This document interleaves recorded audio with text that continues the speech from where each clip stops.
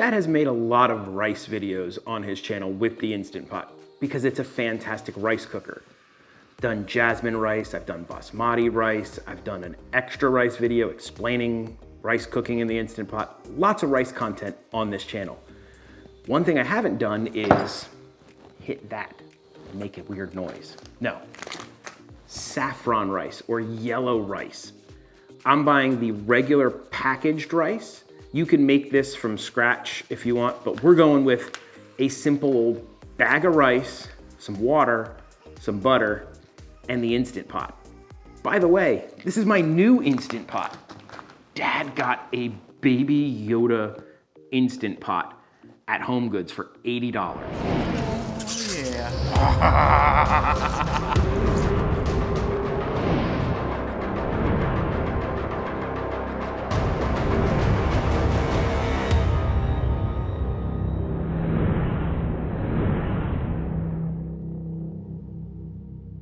You can go check out my other channel, Dad Got Parks, where I found this and did the unboxing little video on that. I'll put all that information in the description. But for now, let's cook some rice. All right. Okay, that got stuck. As you can notice, I have my red ring in here. That is my rice ring. In the comments, I've had people tell me you don't need to do this, but I like to do it. I use a specific ring only for rice, so I never have to worry about soaking it or running it in the dishwasher or whatever I need to do to get weird smells out of my rice ring. So I only cook rice in here. Now that I think about it, this yellow rice is gonna have a different flavor to it than white rice. I'm gonna use my cooking ring. Yeah, let's go with that. Because I don't wanna taint my plain old white rice with that saffron smell. I have a feeling this could be a strong smelling item. You totally don't have to worry about this, but I'm just a little manic about it. I don't want to deal with weird smells in my foods. So we are gonna just swap the ring to my blue all-purpose ring. There we go. Rice in the Instant Pot is super simple, and we are just gonna open this bad boy up. This is not as yellow as I thought it would be. Interesting. We are gonna measure this because I'm just interested to how many cups this is gonna come out to be. So I have my little Figment Food and Wine measuring cup, and this is 1 cup. And we are gonna measure, there's all that seasoning. So that's 1, 2, 3,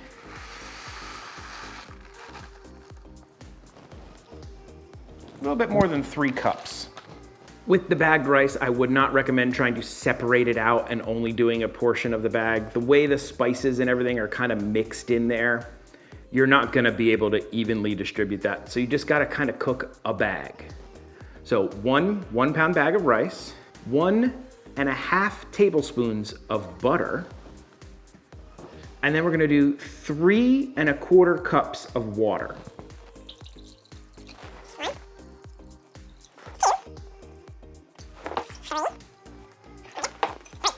And now you wanna make sure that everything is kind of mixed well and the rice is completely covered by the water.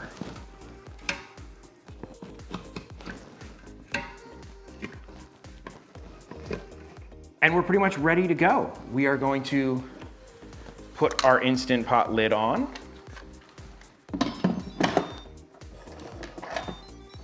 Make sure we are set to sealing, which on this one is up here. Now on Dad's new fancy Instant Pot, I can set pressure levels. On my old one, I had no option other than high pressure all the time. This one can set pressure levels, but we're still gonna cook on high because I know most people have high. Some people might not have a low pressure setting, so let's cook it on high. High for 5 minutes, then a natural release. And we're done. The rice setting on this is high. It is not a low pressure setting. So you can use the rice button or you can use the manual button. We're gonna go rice. Hey. Oh.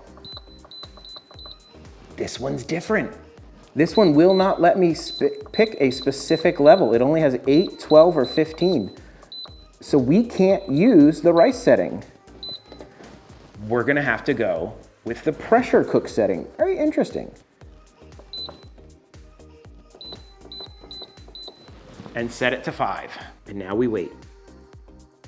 And while we wait, why don't you hit the like button? It's gonna beep for a while. And while we wait, why don't you hit the like button? Maybe subscribe. That could be fun. Give that a try while we wait. See you in a minute. That's it. Cook time is done. Now we are gonna let it do a natural release, which just means don't touch it until the little popper right here goes down. Maybe 10 minutes. We'll see how long that takes. Took a little bit over 10 minutes for the pressure to release. So now it's time to open this sucker up and see what we got. I love that sound. All right. Now we need to do a little bit of fluffing and mixing of the spices because you just have to do that. Looks perfect. Let's try it. Yellow saffron rice. Now, you can spice this up however you like. You could add chili powder, you could add a little extra salt if it needs it, but I always like to taste it first.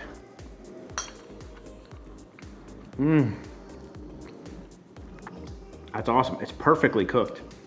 It still has a little bit of a bite to it. It's not mush. The grains are kind of individual and nice. I don't need any spice or any salt or anything in mine. It's perfect the way it is. This goes great with shrimp tacos. In fact, that's what I'm gonna make for dinner tonight. Dad is on his way to the grocery store to pick up ingredients for his easy shrimp tacos. I will put the recipes for that here to make the tacos. And over here, if you wanna make your own flour tortillas, Dad's got a recipe for that too. All right, I'm gonna eat some rice